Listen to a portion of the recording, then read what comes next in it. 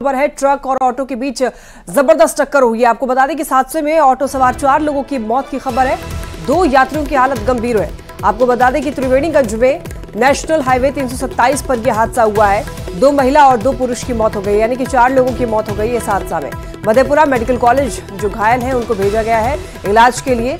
शिव चर्चा में भाग लेकर के ये सभी लोग वापस लौट रहे थे और इसी दौरान 4 लोगों की हादसे में मौत हो गई है। वहीं आपको बता दें कि ट्रक और ऑटो के बीच सीधी टक्कर हुई। जबरदस्त टक्कर में आपको बता दें 4 लोगों की मौत हो गई। हादसे में ऑटो सवार 4 लोगों की मौत हो गई। 2 यात्रियों की हालत अभी फिलहाल गंभीर है, जिन्हें अस्पताल में भर्ती कराया गया है इलाज के लिए, और दोनों घायलों का इलाज जारी है अस्पताल में। और आपको बता दें कि इलाज के लिए मधेपुरा मेडिकल कॉलेज इनको भेजा गया है, रेफर किया गया है।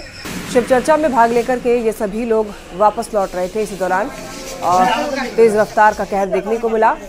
सीधी टक्कर हुई दूसरी गाड़ी से और ऑटो पलट गया। बता दें आपको कि ट्रक और ऑटो के बीच में सीधी टक्कर हुई। ट्रक ऑटो में सवार जो सवारी थे उसमें 4 लोगों की मौत हो गई और 2 लोग अभी फिलहाल गंभीर रूप से घायल हैं, जिन्हें अस्पताल में भर्ती कराया गया है। इलाजरत हैं वो दोनों घायल। देखिए तस्वीरें आप ये देख सकते हैं, ये एम्बुलेंस में ले जाते हुए की ये तस्वीर, जो लोग घायल हैं उनको। और ये देखिए ट्रक और ऑटो में जबरदस्त टक्कर देख सकते हैं आप। ट्रक के यहाँ पर बता दें आपको कि ऑटो का परखच्चा यहाँ पर उड़ गया। जो सवारी थे ऑटो के अंदर वो घायल हो गए। 2 लोग, 4 लोगों की मौत हो गई। देखिए 2 घायल की हालत अभी गंभीर बताई जा रही है।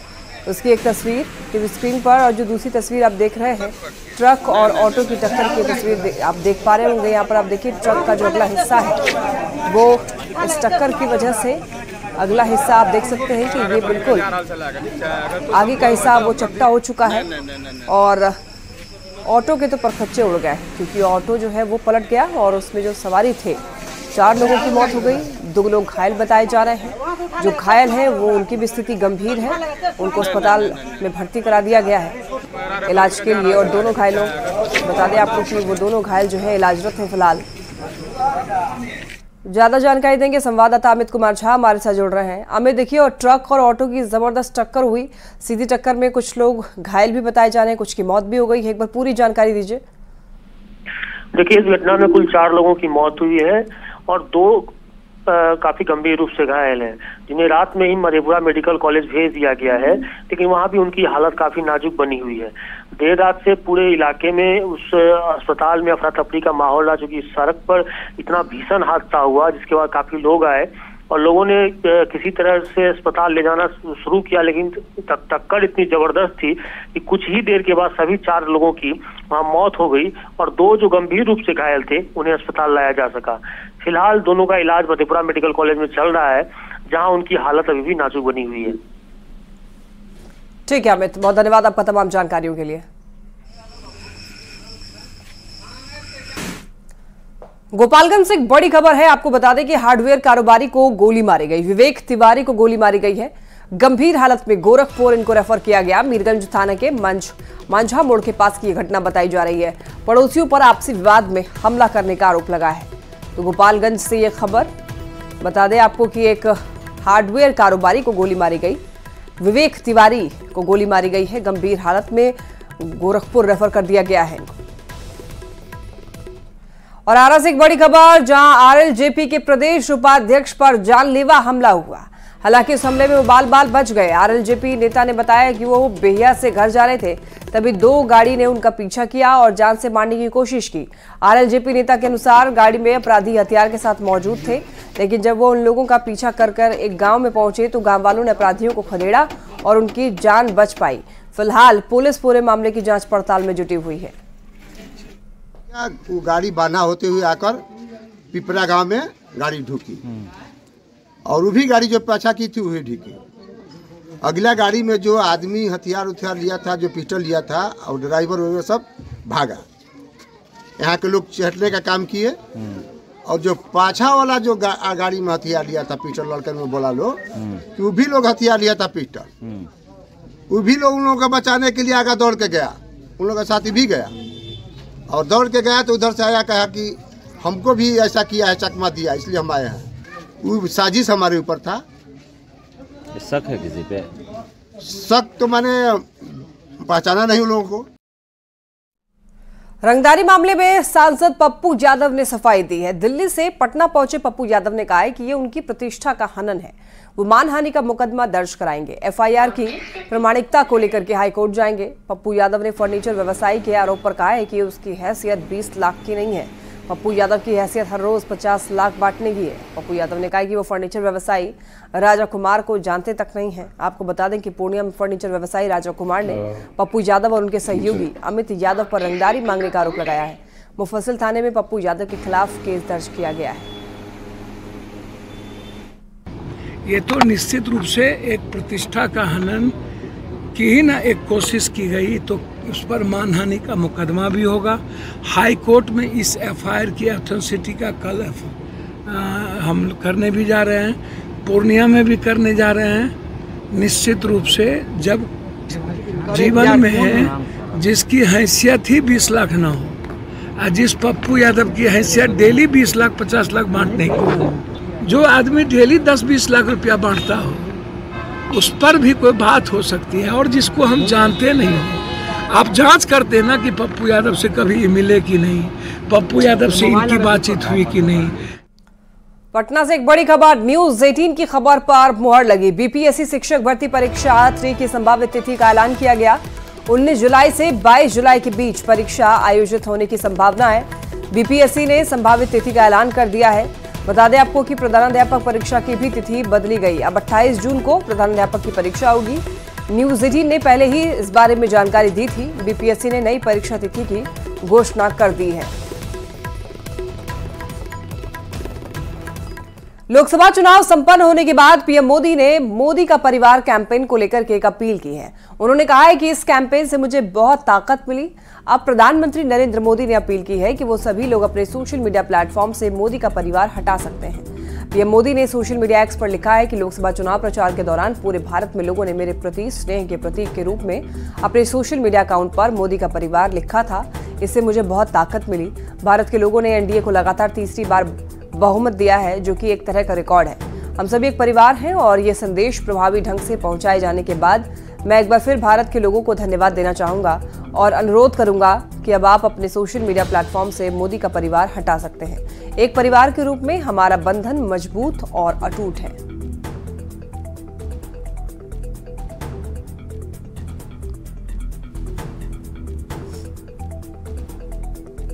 मोदी 3.0 की सरकार एक्शन मोड में है। मंगलवार को मंत्रियों ने अपना कामकाज संभाल लिया है। बिहार से 4 कैबिनेट मंत्री ने अपना पदभार संभाल लिया।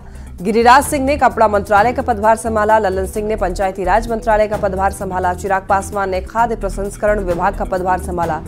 तो जीतन राम मांझी ने सूक्ष्म लघु मध्यम उद्योग मंत्रालय का पदभार संभाला।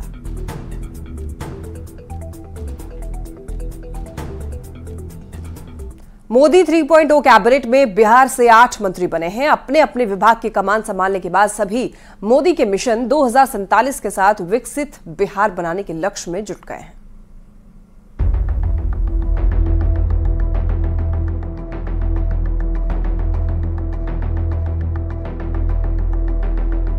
मोदी सरकार 3.0 के गठन और मंत्रालयों के बंटवारे के बाद सभी मंत्रियों ने अपना अपना कार्यभार संभाल लिया है और पीएम मोदी के विजन को साकार करने के लिए पूरी निष्ठा के साथ अपने अपने काम में लग गए हैं। खाद्य मंत्री चिराग पासवान जब अपना कार्यभार संभालने पहुंचे तो उनके साथ पूरा परिवार भी मौजूद था। जिस कुर्सी पर कभी उनके पिता स्वर्गीय रामविलास पासवान बैठा करते थे, अब उसी कुर्सी पर बैठकर चिराग पासवान को काम करने का मौका मिला है।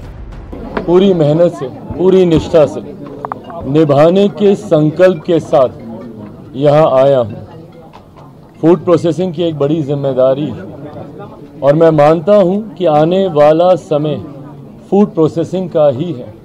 ये एक ऐसा विभाग है, ये एक ऐसा क्षेत्र है जिसको अभी पूरी तरीके से बनिस्बत बाकी देशों के एक्सप्लोर नहीं किया गया है। स्कोप हद से ज़्यादा है। अगर आप दुनिया भर में फूड प्रोसेसिंग का अगर आप इन्वॉल्वमेंट देखेंगे, उसके बनिस्बत भारत में लगभग 2 से 3% भी इसका इन्वॉल्वमेंट नहीं है। आने वाले समय में जहां इसमें स्कोप बहुत ज़्यादा है, वहीं ये एक ऐसा विभाग है जो सीधा किसानों को मदद पहुंचाने का काम करेगा। वहीं पहली बार गया से सांसद बनकर मोदी कैबिनेट में सूक्ष्म, लघु और मध्यम उद्योग मामलों के मंत्री बने जीतन राम मांझी ने भी अपना कार्यभार संभाल लिया है। पहली बार केंद्रीय मंत्री बने जीतन राम मांझी ने कहा कि उन्हें जो मंत्रालय पीएम मोदी ने जिस विश्वास के साथ दिया है, उस पर वो खरा उतरने की कोशिश करेंगे। हमारा कंसेप्ट बहुत बचपन से रहा है कि काम कोई छोटा नहीं होता है, वर्क इज वर्शिप, काम ही पूजा होती है। तो प्रधानमंत्री जी की बात से हम बहुत प्रेरित हैं कि उन्होंने कहा कि मांझी जी, हम आपको अपने विजन का विभाग दिया है। हमारा विजन है गरीबों का उत्थान, जहां विकास की रोशनी नहीं गई वहां रोशनी पहुंचाना। ई विभाग के माध्यम से आप बहुत कुछ कर सकते हैं, इसीलिए आपको इस विभाग को दिया। पीएम मोदी ने बेगूसराय से सांसद गिरिराज सिंह पर एक बार फिर से भरोसा कर उन्हें कपड़ा मंत्रालय का जिम्मा सौंपा है। गिरिराज सिंह ने भी अपना कार्यभार संभाल लिया और उन्होंने भी भरोसा दिलाया कि जिस विश्वास के साथ पीएम मोदी ने उन्हें ये मंत्रालय दिया है, वो उस भरोसे पर खरा उतरने की पूरी कोशिश करेंगे। देश के अंदर में टेक्सटाइल सेक्टर एक ऐसा सेक्टर है जहां सबसे ज्यादा नौकरी देने वाला सेक्टर है, और आज दुनिया में भी ठीक है, एक अच्छा सेजेबल हम एक्सपोर्ट में भी शेयर है।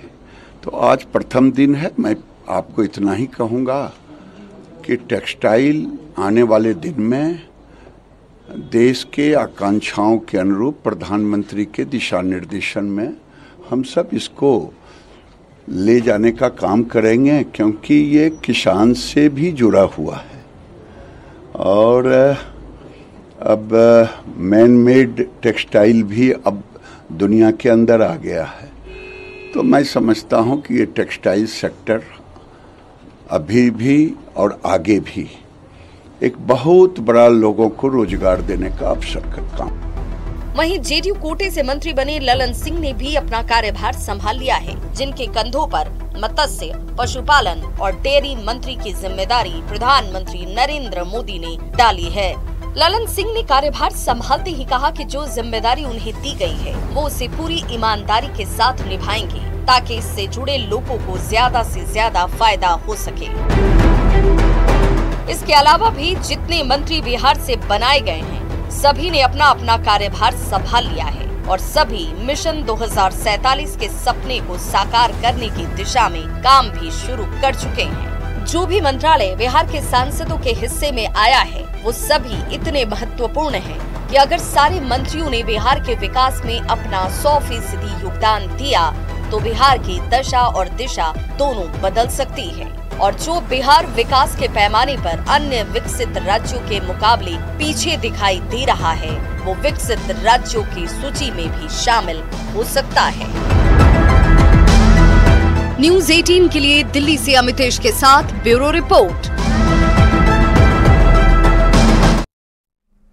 केंद्र की मोदी सरकार के कैबिनेट में बिहार से 8 सांसद मंत्री बने हैं और ये 8 मंत्रालय ऐसे हैं जिससे बिहार की तस्वीर बदल सकती है और बिहार विकास की नई ऊंचाइयों को छू सकता है। ये मंत्रालय बिहार के लिए वरदान साबित हो सकता है।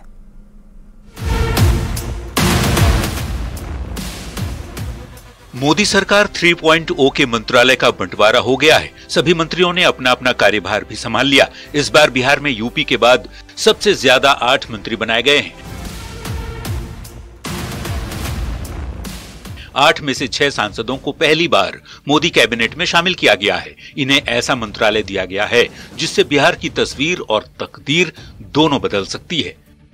गिरिराज सिंह को कपड़ा मंत्रालय, ललन सिंह को पंचायती राज, मत्स्य पालन, पशुपालन और डेयरी मंत्रालय, जीतन राम मांझी को सूक्ष्म, लघु और मध्यम उद्यम मंत्रालय, चिराग पासवान को खाद्य प्रसंस्करण मंत्रालय, नित्यानंद राय को गृह राज्य मंत्रालय, सतीश चंद्र दुबे को कोयला और खान राज्य मंत्रालय, राजभूषण निषाद को जल शक्ति राज्य मंत्रालय और रामनाथ ठाकुर को कृषि और किसान कल्याण मंत्रालय दिया गया है। ये ऐसे मंत्रालय हैं जो बिहार की तस्वीर बदल सकती है। भारत पूरी दुनिया में सबसे ज्यादा युवा आबादी वाला देश है, तो भारत में बिहार सबसे ज्यादा युवाओं की आबादी वाला प्रदेश है। मतलब यहाँ असीम संभावनाएं हैं। 8 मंत्रालय मिलने के साथ बिहार के लिए अच्छी बात यह है कि बिहार में इस वक्त डबल इंजन की सरकार चल रही है और मोदी सरकार के लिए बिहार का विकास हमेशा से प्राथमिकता में रहा है। अब यही उम्मीद की जा रही है कि 6 नए मंत्री यदि मुस्तैदी से काम करेंगे तो बिहार के लिए क्या कुछ नहीं किया जा सकेगा। Bureau report, news 18। Modi 3.0 cabinet में यूपी के बाद दूसरे सबसे ज्यादा 8 मंत्री बनाए गए हैं बिहार में। विकास की रफ्तार को गति देने का दावा केंद्र सरकार कर रही है, पर विपक्ष की ओर से तंज कसा जा रहा है। तेजस्वी यादव ने कहा है कि पीएम ने मिनिस्ट्री के नाम पर झुनझुना थमा दिया है, अब जिस पर सियासत काफी गर्म है।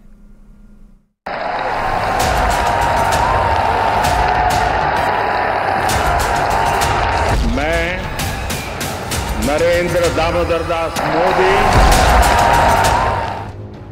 देश में तीसरी बार मोदी कैबिनेट के मंत्रालय का बंटवारा हुआ। बिहार से 8 मंत्रियों को मोदी की टीम में शामिल किया गया। मैं राजीव रंजन सिंह उर्फ लालन सिंह सत्यनिष्ठा से प्रतिज्ञान करता हूं कि मैं विधि द्वारा स्थापित भारत के संविधान के प्रति सच्ची श्रद्धा और निष्ठा रखूंगा। पर केंद्र सरकार में मिनिस्ट्री मिलने को लेकर विपक्ष तंज कस रहा है, अपनी भड़ास निकाल रहा है। तेजस्वी यादव कहते हैं कि पीएम ने मंत्रालय बांटने के नाम पर बिहार को झुनझुना थमा दिया है। तेजस्वी के इसी बयान पर सियासत गर्म है। केंद्रीय मंत्री गिरिराज सिंह कहते हैं कि बिहार में 17 महीने में 5 विभाग लेकर झुनझुना तेजस्वी ने बजाया था।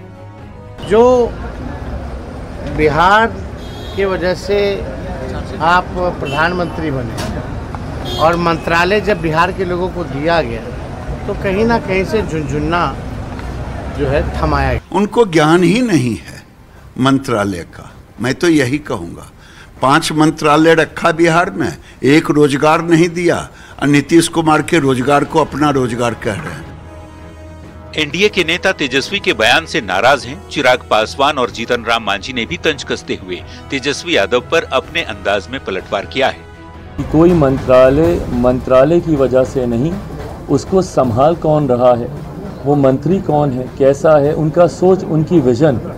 कोई सरकार भी चलती है, कोई देश भी चलता है तो नेतृत्वकर्ता की एक बड़ी जिम्मेदारी होती है। जो लोग ये बातें करते हैं वो कहीं ना कहीं अपने दिल को तसल्ली देने की सोच रखते हैं। हमारा कंसेप्ट बहुत बचपन से रहा है कि काम कोई छोटा नहीं होता है, वर्क इज वर्शिप, काम ही पूजा होती है। तो प्रधानमंत्री जी की बात से हम बहुत प्रेरित हैं कि उन्होंने कहा कि मांझी जी, हम आपको अपने विजन का विभाग दिया है।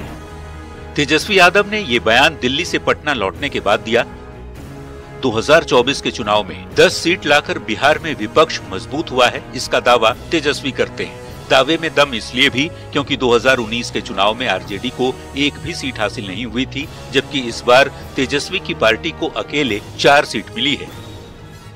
सियासी बयानबाजी अपनी जगह, पर केंद्र सरकार में मंत्रालय का बंटवारा सिर्फ और सिर्फ प्रधानमंत्री का विशेषाधिकार होता है। किसे कितनी और कौन सी मिनिस्ट्री मिली, इस पर बयान देकर तेजस्वी ने बेवजह सियासत गरमा दी है। Bureau report, news 18।